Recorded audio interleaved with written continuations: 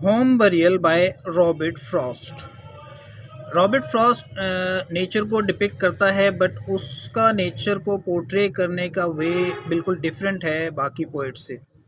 For example Keats जो है वो नेचर को सेंसुअलाइज करता है, थ्रू सेंसेस हमें रियलाइज़ करवाता है नेचर के बारे में। और शैले जो है वो रेवोल्यूशनाइज करता है नेचर को। वर्ड्सवर्थ डिलाइट लेता है, एक डिलाइटफुल वे में नेचर को पोर्ट्रे करता है। इसी तरह से थॉमस हार्डी जो है उसका एटीट्यूड खासा पेसिमिस्टिक है about the nature. But Robert Frost के केस में उसका वे और उसकी ट्रीटमेंट जो है नेचर के बारे में वो क्वाइट डिफरेंट है। वो नेचर को एक ट्रू सेंस में पोर्ट्रे करता है। अब उसकी ये जो पोएम हम जिसका आज एनालिसिस करेंगे या उसके बारे में कुछ शॉर्ट से डिस्कशन करेंगे, होम बरियल, उसमें भी उसने दिखाया है कि बाय नेचर एक मैन और वुमेन की थिंकिंग किस तरह से डिफरेंट होती है। और to be more accurate, the conflict between a husband and wife. और कॉन्फ्लिक्ट जो है वो एक साइकोलॉजिकल नेचर का है। जैसे जो मैन है वो बहुत प्रैक्टिकल नेचर को रिप्रेजेंट करता है, वो प्रैक्टिकल वे में सोचता है। और जो वुमेन है या जो वाइफ है वो बड़ा एक इमोशनल वे में किसी भी चीज़ को वो उसका इन्फ्लुएंस वो लेती है। तो होम बरियल जैसा कि टाइटल सजेस्ट करता है, this is basically a tragic poem.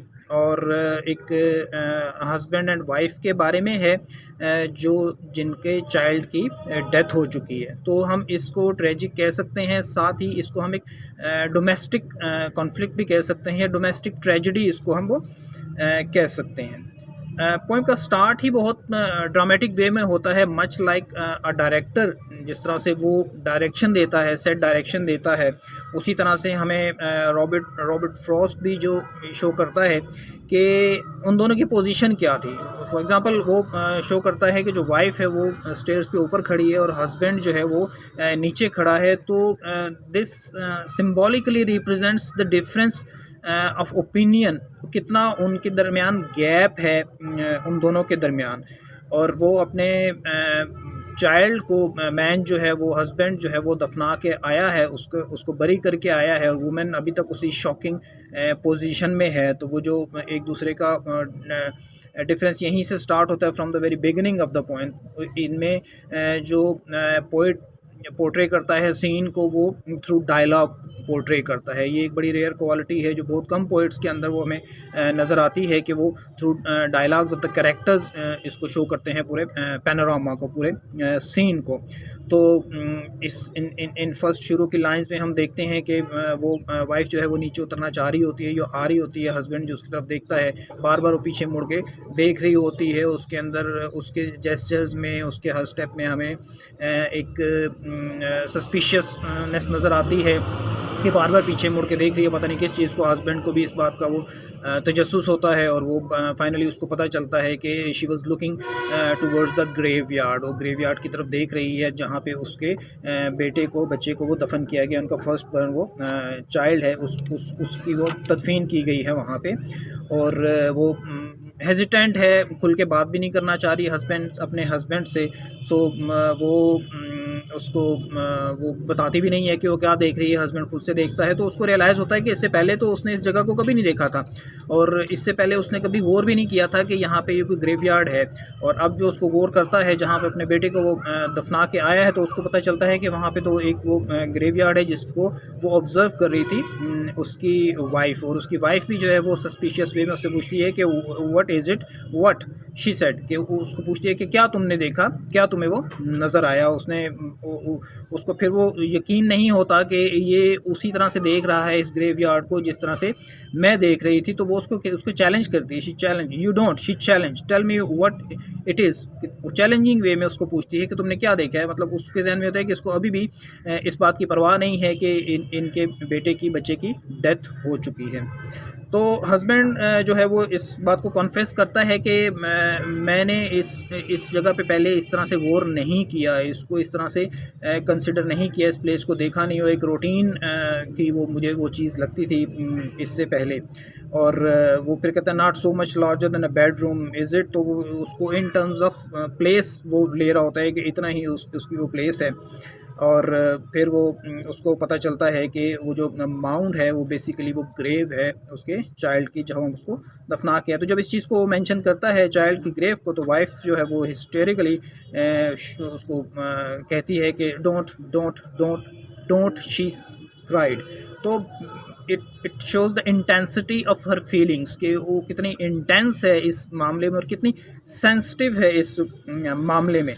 और वो उसको जो अपनी आर्म ऑफ़र करता है तो वो उसको भी वो झटक देती है, और वो बहुत अजीब नज़रों से उससे उसको वो देखती है, जैसे उसने कोई बहुत ही अजीब बात कर दी हो कि उसकी चाइल्ड की डेथ हो चुकी है, और ये अभी इसके एक्सप्रेशंस हस्बैंड के इतने नॉर्मल हो चुके हैं इतनी जल्दी, जबकि अभी वो उसको वो बरी करके वो आया है। और वो इसी स्ट्रेन में उसको कहती है, उसको वो एक्सप्रेस करती है, अपनी स्ट्रेंजनेस को शो करती है, और वो हस्बैंड जो है उसको वो कन्विंस करने की कोशिश करता है कि can't a man speak of his own child, he is lost.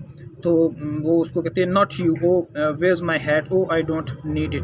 अब ये जो चीज़ें हैं जो वो कहती है कि तुम्हें कोई हक़ नहीं है इस तरह हमारे बच्चे के बारे में बात करने का, क्योंकि तुम पे तो उस तरह की फीलिंग्स ही नहीं है, असर ही नहीं हुआ। और फिर वो कहती है मेरा हैट कहाँ है, फिर कहती है मेरे हैट की ज़रूरत नहीं। तो ये एब्रप्टनेस ये शो करती है कि वो उसके अंदर कितना वो कॉन्फ्लिक्ट कितना ज़्यादा है, कि वो एक तो ग्रीफ है उसको अपने बच्चे की डेथ का, और उसके साथ साथ उसको अपने हस्बैंड की बिहेवियर की भी समझ नहीं आ रही होती है, और वो कह रही होती है कि क्यों इस तरह से बिहेव कर रहा है, इसको भी मेरी तरह बिल्कुल सारी चीज़ों को छोड़ के इस ग्रीफ के साथ ही रहना चाहिए। तो वो फिर उसको कहते हैं I must get out of here, I must get air, I don't know rightly whether any man can. मतलब वो कहती है कि मैं तो सफोकेशन फील कर रही हूँ, यहाँ से मैं जाना चाह रही हूँ, और किस तरह से तुम इस तरह बिहेव कर सकते हो after the death of your first child. तो उसका नाम लेके कहते हैं Amy don't go to someone else this time. मतलब इट शोज़ के देयर कॉन्फ्लिक्ट और their quarrel is a routine matter. तो वो कहते हैं कि इस अब की बार तुम कहीं और ना जाओ, मेरी बात सुनो। वो उसको कन्विंस करने की कोशिश करता है मुतवातर, क्योंकि हस्बैंड को दिखाया गया है कि वो एक प्रैक्टिकल आदमी है, और वो जो कुछ हो चुका है पास्ट का उसको भुला के अब वो फ्यूचर पे कंसंट्रेट वो करना चाह रहा है। और वाइफ जो है वो उसको कोई ऐसा राइट देने को तैयार नहीं है। वो कहती है you don't know how to ask it. तो वो उसको वो कहते हैं कि हेल्प मी देन, कि फिर मेरी हेल्प करो। एक सबमिसिव एटीट्यूड है कि वो चाहता है किसी तरह से ये मैटर रिजॉल्व हो, और वो उसको बता सके, और उसका सौरव भी जो है वो कम हो, वो उसको भी तसल्ली देने की कोशिश करता है। But her fingers move the latch for all reply. तो रिप्लाई के जवाब में वो जो लैच होती है, दरवाजे की जो कुंडी होती है, वो खोलने की कोशिश करती है। This is showing that she is trying hard to go out. वहाँ से वो जाना चाह रही है, जान छुड़ाने के जाने जा रही है, लेकिन वो ख़ुद भी शायद दिल से नहीं चाहती, या वहाँ से वो निकल नहीं पा रही उसको। और हस्बैंड जो है वो एक बड़े प्रैक्टिकल वे में सजेस्ट करता है कि मेरे वर्ड्स जो हैं शायद हमेशा ही तुम्हारे लिए ऑफेंसिव होते हैं, और मुझे शायद पता नहीं है कि किस तरह से बात करनी चाहिए एक ख़ातून से या वाइफ से। सो वो कहते हैं ये बड़ी इंपॉर्टेंट वो उसकी फीलिंग्स को शो करने वाली लाइन है कि man must partly give up being a man with women folk. तो वो ये कहते हैं कि हार्डेडनेस जो होती है, या हार्डेडनेस जो होती है, वो एक आदमी को उसको साइड पे रख देना चाहिए जब वो अपनी वाइफ से बात कर रहा हो, या जब वो किसी खातून से बात कर रहा हो। तो एक रैशनल आर्गूमेंट डेवलप करने की कोशिश करता है, एक लॉजिकल वे में इस मैटर को सेटल करने की हस्बैंड कोशिश करता है, लेकिन वो जो वाइफ है वो उसके लिए तैयार नहीं होती, उसकी कोई बात सुनने के लिए तैयार नहीं होती। वो उसको कॉम्प्रीहेंड नहीं कर पा रही होती कि ये अपने चाइल्ड की डेथ के बारे में इतना इनसेंसिटिव किस तरह से हो सकता है। और फिर जब वो कहती है कि she move the latch a little, दोबारा वो कुंडी खोलने की कोशिश करती है, और वो उसको रोकने की कोशिश करता है कि इस दफ़ा वो ना जाओ, और give me my chance I do think though you over do it a little. वो कहते हैं कि मुझे ज़रा मौका दो अपनी बात करने का, अपने आप को एक्सप्रेस करने का। और वो कहता है मुझे भी लगता है कि you are perhaps trying to over do it, कुछ ज़रूरत से ज़्यादा रिएक्ट कर रही हो, रिएक्शनरी हो रही हो इस सेंस में। तो दिस फर्दर इन्फ्यूरिएट्स हर। और वो कहती है कि ये इसके एक्सप्रेशन जो हैं बिल्कुल ही कॉम्प्रीहेंडेबल नहीं हैं उसके लिए। तो वो आगे फिर you make me angry I will come down to you God what a woman and it's come to this. तो वो आगे चल के कहता है man can't speak of his own child that's dead के वो अब कहता है कि मुझे तो अब वो गुस्सा आना शुरू हो गया है कि किस तरह से अपने बेटे की डेथ की वजह से तुम इस इंटेंसिटी की फीलिंग्स शो कर रही हो, एक्सप्रेस कर रही हो, मेरी बात नहीं सुन रही हो। तो क्या मैं एक फ़ादर होने के नाते अपने हस्बैंड की अपने चाइल्ड की डेथ के बारे में बात नहीं कर सकता। तो वो कहते हैं you can't because you don't know how to speak. वो कहते तुम्हें तो फीलिंग्स को एक्सप्रेस करना आता नहीं है, या तुम्हारे अंदर वो फीलिंग्स ही नहीं है, तुम उस तरह इंटेंसिटी फील नहीं कर रहे जितनी तुम्हें इंटेंसिटी के साथ अपने चाइल्ड की डेथ को फील करना चाहिए। और कहती है अगर तुम्हारे अंदर कोई फीलिंग होती, if you had any feelings you that dug with your own hand how could you his little grave. कहती है किस तरह पॉसिबल है कि एक फादर जो है वो अपने हाथ से अपने बच्चे की ग्रेव खोदता है और उसको उसके अंदर वो बरी कर देता है। तो उसके माइंड में एक चीज़ ये नक्श हो जाती है कि वो कहती है कि I saw you from that very window there, कि मैंने यहाँ से खड़े होकर देखा making the gravel leap and leap in air, leap up like that and land so lightly and roll back down the mount beside the hole. कि किस तरह तुमने वो कदाल लेके या बेलचा लेके उसकी कब्र खोदी और किस तरह से तुम्हारे जेस्चर थे और कितने ज़ोर शोर से तुम ये काम कर रहे थे। तो it does not make sense for her कि एक फादर जो है वो अपने चाइल्ड को बरी करने के लिए कैसे इस तरह से वो कर सकता है। और फिर वो कहती है मैं तो बार बार ऊपर नीचे आ रही थी, देख रही थी कि तुम कितने एक इनसेंसिटिव वे में ये काम कर रहे हो। और but I went near to see with my own eyes, मैंने अपनी आँखों से वो देखा है। और फिर कह रही है कि तुम वो करने के बाद जबकि you could sit there with the stains on your shoes of the fresh earth from your own baby's grave. तो वो and talk about your everyday concerns you had stood the spade up against the wall outside there in the entry for I saw it. ठीक है, अपने किस तरह तुमने कब्र खोदी, उसको दफना दिया, और अभी जब के तुम्हारे पाँव के साथ तुम्हारे जूतों के साथ उसकी फ्रेश सॉइल है, मट्टी है ग्रेव की लगी हुई है, तुम उस पेड़ को दीवार के साथ खड़ा करके और एक रूटीन वे में बात करना शुरू हो गए, रूटीन मैटर्स के ऊपर बात करना शुरू हो गए। इतनी जल्दी तुम किस तरह से उसको वो इग्नोर कर सकते हो इतने बड़े इवेंट को।